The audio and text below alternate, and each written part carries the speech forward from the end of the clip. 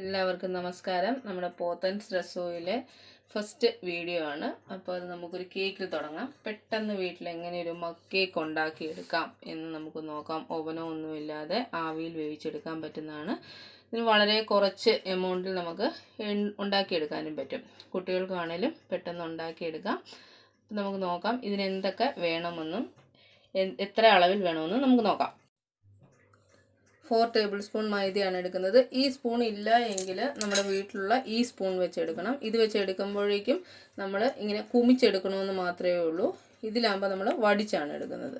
ആ ഒരു വ്യത്യാസം മാത്രമേ ഉള്ളൂ. ഇങ്ങനെ എടുത്തിട്ട് ഇങ്ങനെ വടിച്ചാണ് എടുക്കുന്നത്. 4 ടേബിൾ സ്പൂണ് ഞാനത് ഈ ഉണ്ടാക്കുന്ന മഗ്ഗിലേക്ക് ഇടുകയാണ്. 4 ടേബിൾ സ്പൂൺ. രണ്ടായി, 3, 4. സെയിം അളവ് തന്നെ നമ്മൾ ഈ രണ്ടാമത്തെ മഗ്ഗിനകത്തോട്ടും ഇടുവാണ്.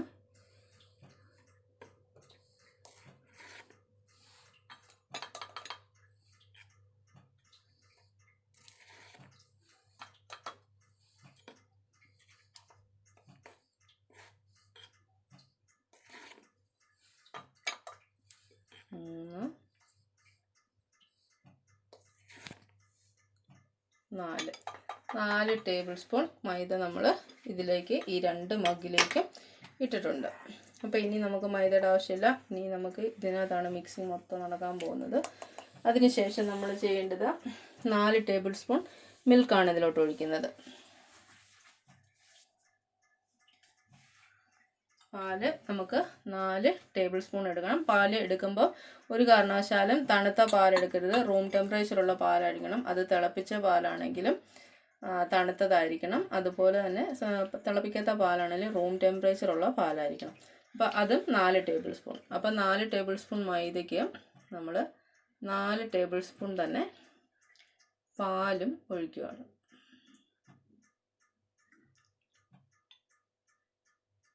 3, 4. സെയിം അളവ് തന്നെ ഈ രണ്ടാമത്തെ മഗ്ഗിലേക്കും നമ്മൾ ഒഴിക്കുകയാണ്. 1, 2, 3, 4. അപ്പോൾ 4 ടേബിൾ സ്പൂൺ മൈദയ്ക്ക് 4 ടേബിൾ സ്പൂൺ നമ്മൾ ഇതും ഒഴിച്ചിട്ടുണ്ട്. ഇനി നമ്മൾ അടുത്തായിട്ട് ചെയ്യാൻ പോകുന്നത് കൊക്കോ പൗഡറാണ് ഇടുന്നത്. എല്ലാം ഒന്നെങ്കിൽ നമുക്ക് ഈ സാധനങ്ങളെല്ലാം നന്നായിട്ട് ഒരു പാത്രത്തിൽ അരിച്ചെടുക്കാം. ഇല്ല എങ്കിൽ ഡയറക്റ്റ് തന്നെ നമ്മൾ മിക്സ് ചെയ്ത് നമുക്കെടുക്കാം. അടുത്ത് എടുക്കാൻ പോകുന്നത് നമ്മൾ 2 ടേബിൾ സ്പൂൺ കൊക്കോ പൗഡറാണ് ശരിക്കും ഇതിന് വേണ്ടത്. ചിലവർക്ക് അത് ഭയങ്കര ഒരു എന്താ പറയുന്നൊരു ബിറ്റർ ടേസ്റ്റ് വരുന്നതുകൊണ്ട് ഞാനിതിന് 1 ടേബിൾ സ്പൂണേ ഞാൻ ചേർക്കുന്നുള്ളൂ. അത് നിങ്ങൾക്ക് ചോക്ലേറ്റ് നല്ല ഇഷ്ടമുള്ളവരാണ് എങ്കിൽ നിങ്ങൾക്ക് 2 ടേബിൾ സ്പൂൺ ഉപയോഗിക്കാം. ഞാനിവിടെ 1 ടേബിൾ സ്പൂണേ ഉപയോഗിക്കുന്നുള്ളൂ.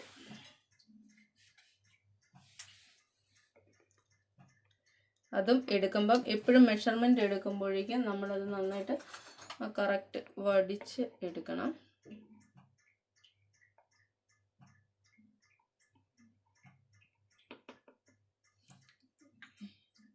രണ്ട് ടേബിൾ സ്പൂൺ എടുക്കേണ്ടവർക്ക് 2 ടേബിൾ സ്പൂൺ എടുക്കാം. ശരിക്കും ഇതിൻ്റെ എമൗണ്ട് വരുന്നത് 2 ടേബിൾ സ്പൂൺ ആണ്.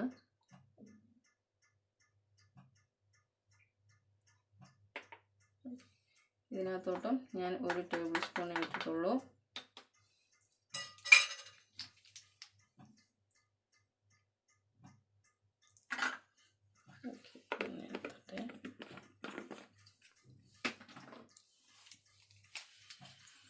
ഇനി നമുക്ക്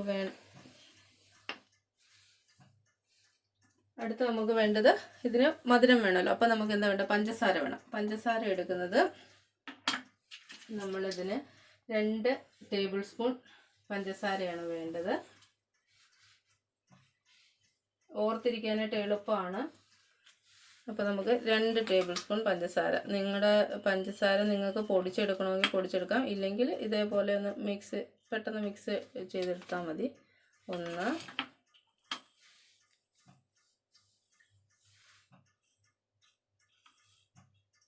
2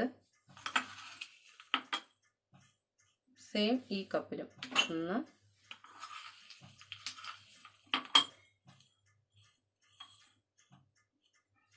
2. അപ്പോൾ പഞ്ചസാരയും ഇട്ടു. ഇനി അടുത്തത് വേണ്ടത് ഓയിലാണ്. ഓയിലും സെയിം അളവ് തന്നെയാണ്, 2 ടേബിൾ സ്പൂൺ ആണ് വേണ്ടത്. 1 2 സെയിം ഇത് തന്നെ 1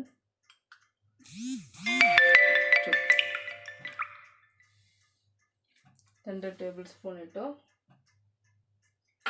അപ്പം ഇതെല്ലാം കഴിഞ്ഞു. ഇനി നമ്മൾ ഉപയോഗിക്കേണ്ടത് ബേക്കിംഗ് പൗഡറും ഇത് പൊങ്ങാൻ ആവശ്യമായിട്ടുള്ള സാധനങ്ങളാണ് വേണ്ടത്. ബേക്കിംഗ് പൗഡറും ബേക്കിംഗ് സോഡയാണ് ഉപയോഗിക്കുന്നത്.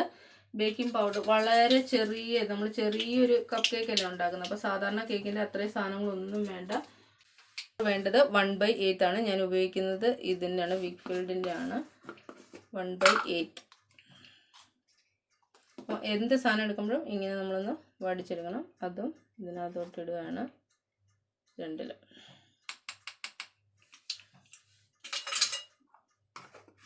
ഇനി വേണ്ടത് ബേക്കിംഗ് സോഡയാണ്. ബേക്കിംഗ് സോഡ വളരെ കുറച്ച്, ഒരു നുള്ളു മതി. അത് കൈകൊണ്ട് എടുത്തിട്ട് ഒരു ശകലം, ഒരു നുള്ള് ഇതിലും ഒരു നുള്ള് ഇതിലും ഇടുക. അതുപോലെ തന്നെ ഉപ്പും ശകലം മതി. അതിൻ്റെ ഇത് ബാലൻസ് ചെയ്യാൻ വേണ്ടിയിട്ട് മാത്രം, ടേസ്റ്റ് ബാലൻസ് ചെയ്യാൻ വേണ്ടിയിട്ട് മാത്രം ഒരു നുള്ളു ഉപ്പ് ഇടുക. അപ്പം ഇനി വേണ്ടത് അതിനെന്തെങ്കിലും ഒരു ഫ്ലേവർ കൊടുക്കണം. നിങ്ങൾക്ക് എന്ത് ഫ്ലേവർ വേണേലും കൊടുക്കാം. വാനില എസൻസ് വേണേൽ കൊടുക്കാം, ചോക്ലേറ്റിൻ്റെ വേണേൽ കൊടുക്കാം. ഞാനിപ്പം ഇതിന് വേറെ ഒന്നും ചേർക്കുന്നില്ല. ഒന്നും ചേർത്തില്ലെങ്കിലും ഒരു കുഴപ്പമില്ല, നല്ല ടേസ്റ്റ് ആയിരിക്കും. അപ്പം നമ്മൾ ഇത് നന്നായിട്ട് ഇനി മിക്സ് ചെയ്യാന്നുള്ളതാണ്. അപ്പം ഞാനിപ്പോൾ ഇത് ഒരു ഫോർക്ക് വെച്ചിട്ടാണ് മിക്സ് ചെയ്യുന്നത്. നിങ്ങൾക്കൊരു സ്പൂണോ എന്തെങ്കിലും വെച്ചിട്ട് നന്നായിട്ട് മിക്സ് ചെയ്യണം. പഞ്ചസാര, എണ്ണ എല്ലാം നന്നായിട്ട് അതിനോട് യോജിച്ച് വരണം.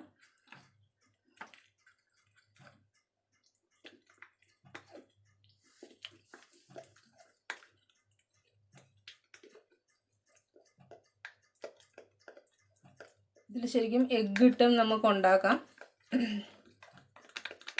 ഇതിപ്പോൾ ശരിക്കും ഒരു എഗ്ഗ്ലെസ് കേക്കാണിത്.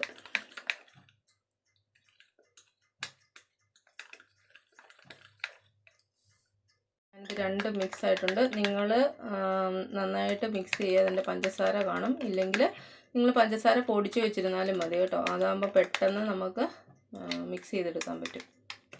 ഇത് നന്നായിട്ട് മിക്സ് ചെയ്യണം, നന്നായിട്ട് നോക്കണം അടിവരെ, ഇല്ലെങ്കിൽ അടിയിൽ പൊടി നമ്മൾ ആദ്യം ഇട്ടത് അതുപോലെ തന്നെ കിടക്കും.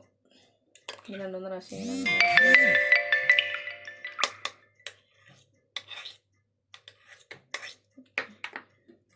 ഇത് മിക്സ് ചെയ്തിട്ടുണ്ട് നന്നായിട്ട്.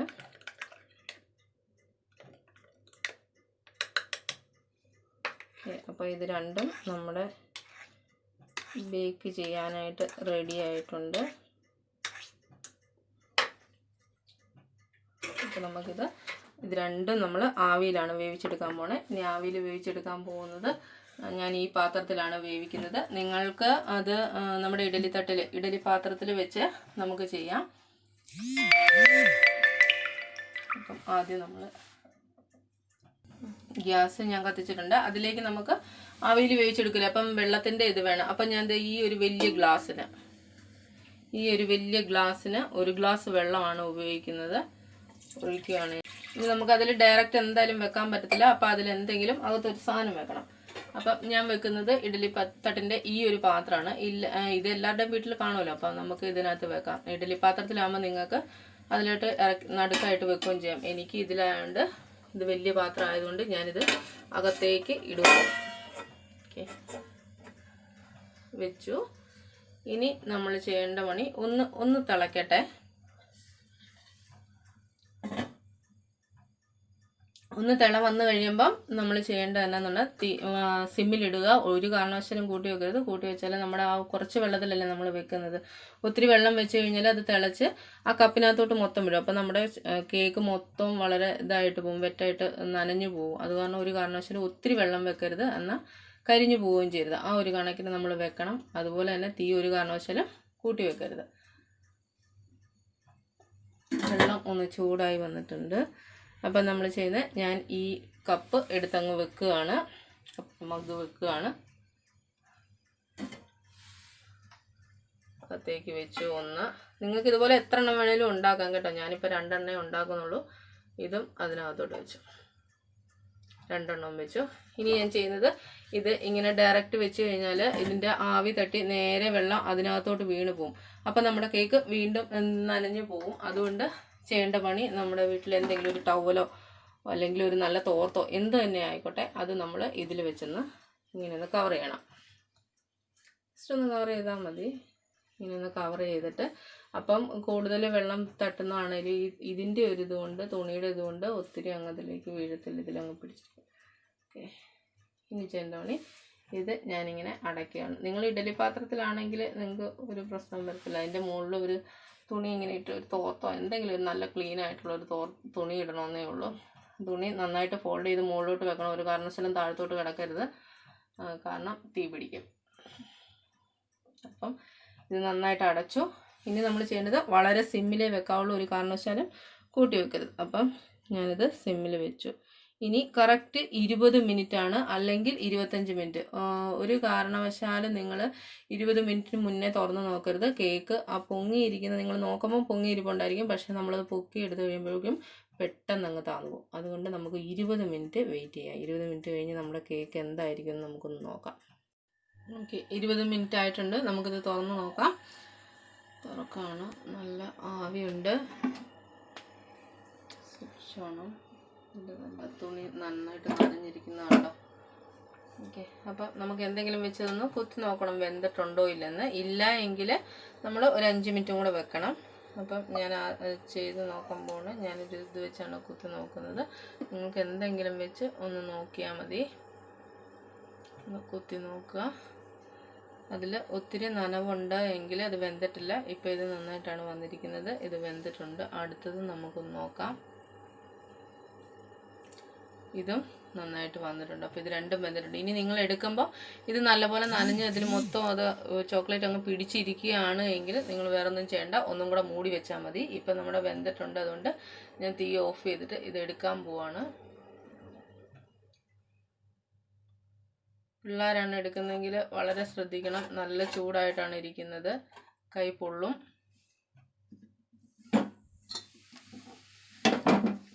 നമുക്ക് തുണി വെച്ചങ്ങ് എടുക്കാം. ഓക്കെ, അപ്പം നമ്മുടെ മഗ് കേക്ക് ഇതാ ഇവിടെ റെഡി ആയിട്ടുണ്ട്. അടുത്തത് എടുക്കാം. ഇതാ നമ്മുടെ രണ്ടാമത്തെ കേക്കും ഇവിടെ റെഡി ആയിട്ടുണ്ട്. ഇനി ചോക്ലേറ്റ് ഇഷ്ടമില്ലാത്തവർക്കാണെങ്കിൽ നിങ്ങൾക്ക് ചോക്ലേറ്റ് ഇല്ലാതെയും ഇതേ അളവിൽ തന്നെ നിങ്ങൾക്ക് ഉണ്ടാക്കാൻ പറ്റും. ചോക്ലേറ്റിൻ്റെ അളവ്, ചോക്ലേറ്റ് മാറ്റിയാൽ മതി അതിനകത്തുനിന്ന്. അപ്പം ഇതെല്ലാവരും ഉണ്ടാക്കി നോക്കുക. നല്ല ചോക്ലേറ്റ് ഇഷ്ടപ്പെടുന്നവർക്ക് വളരെ ഇഷ്ടപ്പെടും, കുട്ടികൾക്ക് കൂടുതലും ഇഷ്ടപ്പെടും. ഇത് ഞാൻ കൂടുതലും കുട്ടികൾക്ക് വേണ്ടിയിട്ട് തന്നെയാണ് ഉണ്ടാക്കിയിരിക്കുന്നത്. അപ്പം എല്ലാ പിള്ളേരും വീട്ടിൽ ഇത് ഉണ്ടാക്കി നോക്കുക.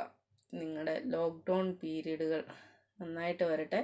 എല്ലാവരും ഓൺലൈൻ ക്ലാസ്സും ഒക്കെ ആയിട്ട് അങ്ങ് മടുത്തിരിക്കുമല്ലേ. അപ്പം നമുക്ക് ചെറിയൊരു കുക്കിങ്ങിലേക്ക് പോകാം. കൂടുതലും കുട്ടികൾക്ക് വേണ്ടിയിട്ടാണ് ഞാനിത് തുടങ്ങിയത് തന്നെ. നമ്മുടെ പിള്ളേർക്ക് വേണ്ടിയിട്ട് ഒരു എൻ്റർടൈൻമെൻറ്റ് നടക്കട്ടെ. എൻ്റെ കുട്ടികളും ഇവിടെ നല്ല ബോറടിച്ചിരിക്കുകയാണ്. അപ്പോൾ നമുക്ക് ഒരുമിച്ച് പോത്തൻസ് രസോയിലേക്ക് പോകാം. പോത്തൻസ് രസോയി എന്ന് കേട്ട് നിങ്ങൾ രസോയി എന്താണെന്നൊക്കെ ചിന്തിക്കുന്നുണ്ടാവും. നമ്മുടെ നാട്ടിൽ ഒന്നുമില്ല, രസോയി അടുക്കള എന്ന് മാത്രമേ ഉള്ളൂ. അപ്പം നമ്മുടെ പോത്തൻസ് രസോയിലേക്ക് എല്ലാവർക്കും സ്വാഗതം. നമുക്കിനി അടുത്തടുത്ത ഓരോരോ റെസിപ്പീസുമായിട്ട് നമുക്ക് മുന്നോട്ട് പോകാം. അപ്പം എല്ലാവർക്കും നന്ദി.